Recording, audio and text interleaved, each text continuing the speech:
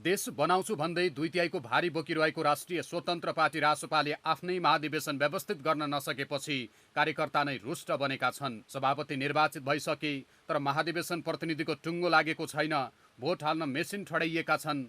बाहिर पोस्टरहरूको थुप्रो लागेको छ। नाम लोकतन्त्रको छ, काम सारा अलोकतान्त्रिक भइरहेको छ। बुधबार पार्टी नेतृत्वको कमजोर व्यवस्थापनका कारण वाक्क प्रतिनिधिहरू नै घर फर्किन थालिसकेका थिए। उद्घाटन सत्रदेखि निर्वाचन प्रक्रियासम्ममा देखिएको भद्रगोल अवस्थाले रासोपा कुनै पनि कोणबाट पुराना दलहरूभन्दा फरक देखिएन। प्रतिनिधि व्यवस्थापनमा हदैसम्मको कमजोर व्यवस्थापन, महाधिवेशन प्रतिनिधि टुङ्ग्याउने र उनीहरूको व्यवस्थापनका सवालमा रासोपा नेतृत्व पूर्णतया असफल जस्तै देखियो। बन्द सत्रमा सहभागी हुने प्रतिनिधिबारे विवाद हुँदा बन्द सत्र नै एक दिन धकेल्नु पर्यो। प्रतिनिधिहरूलाई मङ्गलबार बल्ल परिचय पत्र वितरण गरिएको थियो। कतिपय प्रतिनिधिहरूले आफ्नो नाम सूचीबाट हटाइएको दावी गरेका थिए। यति मात्र होइन, रवि लामिछानेसँग सभापतिमा चुनाव लड्ने घोषणा गरेकै कारण भोला शाह कानु प्रतिनिधि बन्नबाटै वञ्चित बनेका थिए। त्यसपछि प्रतिनिधिहरूको सूची टुङ्ग्याउन सकस परेकै कारण बुधबार पनि कार्यतालिका प्रभावित भयो। जबकि को कति प्रतिनिधि हुने उनीहरूका परिचय पत्र महाधिवेशन सुरु नहुँदै छापिनु पर्ने थियो। ढिलो गरी सुरु भएको निर्वाचन प्रक्रिया पनि भद्रगोल भएको छ। निर्वाचन प्रक्रिया लम्बिँदै गएपछि रवि र बाले निकटका धेरै जसो उम्मेद्वारहरू नै महाधिवेशन स्थल छोडेर हिँडेका छन्। केही उम्मेदवारी समेत फिर्ता लिएको चर्चा छ। पहिलो महाधिवेशनको व्यवस्थापनमै नेतृत्व चुक्दा पार्टीको सांगठनिक चरित्रलाई नेतृत्व र कार्यकर्ताले नै नबुझेको तथा हावादारी पार्टी बन्ने चिन्ता रवि पक्षका नेताहरूमा देखिएको छ। 3 दिन 4 दिन भनेर अहिले हामीले राखेर होटलमा यस्तो गर्मीमा राखेर गर्मीमा पोलेर सेकुवा बनाइसक्यो। हामीलाई सेकुवा बनाएर खाने बेला बसेको पार्टीले हामीले पार्टीलाई गरेर यहाँसम्म पुर्यायो, तर पार्टीलाई हामीलाई यहाँसम्म गर्मीमा राख्ने हो त कोचेर व्यवस्था गर्नु पर्दैन। अब प्रतिनिधि साथीहरूसँग पैसा पनि छैन होटलमा पैसा तिर्ने, यहाँ खाना मात्र खुवाएर हुन्छ। अब के गर्नु त, कति दिन बस्नु त? हामी त बसौँला, म त जिल्लाको सचिव हो, म त बसौँला, जिल्लाको मान्छे त बसौँला। पालिकाबाट आएका मान्छेलाई म आफ्नो खलेबाट राख्न सक्दैन नि त। नाम डिजिटल पोस्टरले फोहोर चितवन। डिजिटल अभियान मार्फत नै 2/3 मत ल्याएको रासोपा नेताहरूको चरित्र भने त्यसो देखिएन। भोट हाल्न मेसिन राखिएको छ। विदेशमा रहनेहरूले एपबाट भोट हाले तर पोस्टर क्रान्ति कम भएन।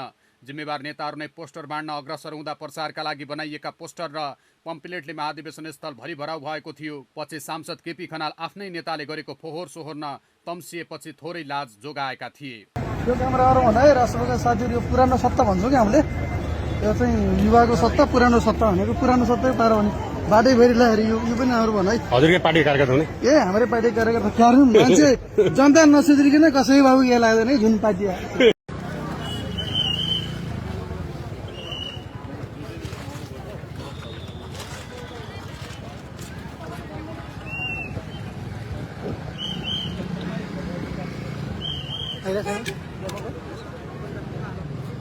आज हामी चितवनको महाधिवेशनमा यो अत्याधिक फोहोर देखिसकेपछि हामी रासोपा सफाई गर्न आएको थियौँ र हामी सफाई गर्दै गर्दा हामी राष्ट्रिय स्वतन्त्र पार्टी खल्ती चुनाव चिन्हमा भोट हालेका जनताले हामीले फोहोर गरेको देख्न चाहँदैनन्। त्यस कारणले गर्दा महाधिवेशनमा आउनुभएका सम्पूर्ण महाधिवेशन प्रतिनिधिहरूले देश बनाउने टोली हप्ता दिनसम्म छुट्टीमा। संसदमा जवाब समेत नदिएर देश बनाउने मन्त्रीमण्डलको टोली 4 दिनदेखि चितवनमै व्यस्त छ। वरिष्ठ नेतामा सर्वसम्मत हुने भएपछि प्रधानमन्त्री बालेन्द्र शाह काठमाडौँ फर्किएका छन्। अरू धेरै मन्त्रीहरू आगामी 2 दिन चितवनमै छन्। सेकेन्ड गनेर काम गरिरहेको मन्त्री परिषद र मन्त्रीहरूका लागि झण्डै एक साता देश बनाउने भन्दा पनि आफू बन्ने झगडामा अल्झिनु सुखद होइन। आवश्यकता परे भर्चुअल बैठक बस्न सक्ने गरी गरिएको व्यवस्थामा उनीहरू तयार छन्। गृहमन्त्री सुदन गुरुङ त प्रहरीका आइजिपीलाई नै लिएर गएको भन्दै अर्को आलोचना भइरहेको छ। महाधिवेशन प्रतिनिधिका लागि मासु भात पाक्दा पनि गुरुङ भने अमलेट खान जाँदा माछाको काँडाले अवरोध गर्यो। शीर्ष नेता र मन्त्रीहरू प्रतिनिधिहरूलाई दिएको खाना पनि खाने अवस्थामा छैनन्। मन चितवनमै भए पनि सभामुखको गरिमा जोगाउन त्यहाँ जान नपाएका डिपी अर्यालले आफ्ना नेताको व्यवस्थापनका लागि ताकेता गरिरहेकै थिए। तर पार्टी नै अधिवेशनको व्यवस्थापनमा चुक्दा एक सातादेखि प्रभावित संसदको बैठक सार्नुपर्ने अवस्थामा पुगेका छन्। यिनै रासोपाका नेताहरूले 21 जना सांसद हुँदा प्रश्न गर्थे पार्टीको बैठक ठुलो कि संसद। यिनै रासोपाका नेताहरूले 21 जना सांसद हुँदा प्रश्न गर्थे पार्टीको बैठक ठुलो कि संसद। अब अहिले यो प्रश्न उनीहरूलाई कसले सोधिदेओस्? तपाईहरुले नि प्रश्न गर्दाखेरि सोध्नुहुन्छ कि देशको चिन्ता कहिले गर्छौ त भनेर हैन। उहाँले देशको चिन्ता लाग्यो जानु भयो। अनि 3 दिन अर्को कुरा सुन्नुस् न, अर्को कुरा त के हो भने उहाँले उद्घाटन समारोहको क्रममा भन्नु नै भएको थियो नि हैन। 3 दिनको समय पार्टीको लागि लिएर आएको छु, त्यसपछि मेरो समय देशको लागि हो भनेर 3 दिन त आफ्नो कमिटमेन्ट अनुसार बस्नु भएकै छ। प्रतिनिधिको बेहाल नेता जति रिसोर्टमा। अर्को दयनीय अवस्था देशभरबाट आएका प्रतिनिधिहरूको छ। नेताहरू महँगा रिसोर्टमा सीसीटीभी समेत बन्द गरेर बस्दा प्रतिनिधि भने महाधिवेशन हलमै सुत्न बाध्य छन्।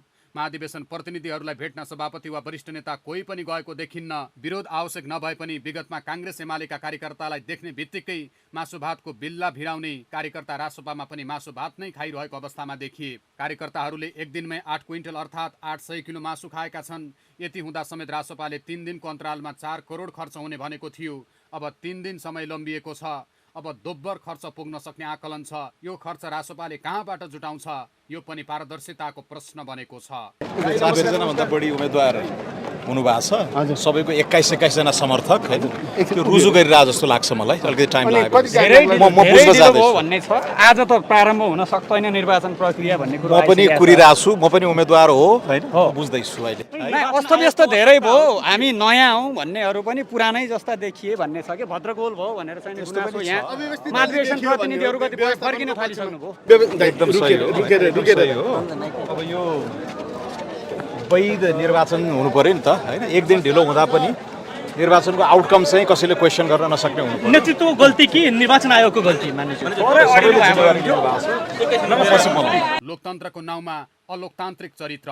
रासोपाले लोकतान्त्रिक प्रक्रियालाई पूर्णतया अंगीकार गर्ने भने पनि सुरुवातमै 8 पदाधिकारी मनोनित गर्ने व्यवस्थाले भनाइ र गराइ बाँझियो। पदाधिकारीमा समेत यति ठूलो संख्यामा नेताहरूलाई टीका लगाउने प्रवृत्ति विरलै देखिने घटना भित्र पर्छन्। यसबाहेक अरू 51 जना सदस्य रविले आफ्नो इच्छा अनुसार छान्नेछन्। बालेनको समेत समर्थनमा एकतामा आएका शक्तिहरूलाई मिलाएर लैजानु पर्ने भन्दै टिके प्रथालाई थप संस्थागत गरियो। अर्को महत्त्वपूर्ण विषय बन्द सत्रमा पेश भएका प्रतिवेदनहरूमा छलफल नै गराइएन, सभापतिको हुकुमले पारित गराइयो। अराजक नेताका आपत्तिजनक अभिव्यक्ति। यो महाधिवेशनमा सबैभन्दा धेरै विवादमा कोही तानिए भने ती हुन् आफ्नै पार्टी विलय गराएर आएका खगेन्द्र सुनार। पार्टीका गलत कामको समेत समर्थन गर्ने अघोषित प्रवक्ताको जिम्मेवारी पाएका उनले उद्घाटन सत्रमा आएका अतिथि नेताहरूलाई भ्रष्टाचारी र आतंककारी जस्ता शब्द प्रयोग गर्दै अपमान गरेका थिए। आफैले बोलाएका पाहुनाहरूलाई उनले गरेको अपमानजनक टिप्पणीलाई पार्टीले पनि नजरमा राखेको छ। रवि दाइले हिजो चाहिँ उहाँहरूलाई बोलाएर स्टेजमा किन राखेको भने अन्तिम पटक भ्रष्टाचारी आतंककारीहरूको अनुहार कार्यकर्ता साथीभाइले हेर्नु लिनुहरूलाई अब तह लगाउनु पर्ने यति बाँकी छन् भनेर चाहिँ उहाँले देखाइदिनु भएको। आउने आसन्न प्रदेश र स्थानीय तहको निर्वाचनबाट उहाँहरूलाई पनि साइड लाउनु हो। तपाईँले सोध्नु भएको प्रश्नमा त्यस्तो किसिमको अराजनैतिक टीका टिप्पणी गलत हो। एउटा लाइनमा त्यो गलत हो। आफूले बोलाएको पाहुनालाई बोलाइसकेपछि तपाईँले कम्तीमा त्यो सर्टेन दायरामा चाहिँ सम्मान व्यक्त गर्नै पर्छ, पाउनुहुन्छ। डेमोक्रेसी हो, फ्रिडम अफ एक्सप्रेसन कायम हुन्छ। तर त्यो भन्दैमा भरेमा बोलाएर चाहिँ गाली गर्नु हुँदैन। रासोपा मात्र यस्तो पार्टी हो जसले पहिलो महाधिवेशन समेत गर्न नपाउँदै 2/3 विशाल जनमत पायो। तर महाधिवेशन भने निकै नै भद्रगोल बनेको छ। यी दृश्य आयोजक समितिको असफलता त हो नै, लोकतान्त्रिक पार्टीका नाममा भएका अलोकतान्त्रिक गतिविधि र सिङ्गो मन्त्री परिषद नै बिदा बस्ने गरी गरिएको परिवेशले सकारात्मक सन्देश पक्कै पनि दिएको छैन।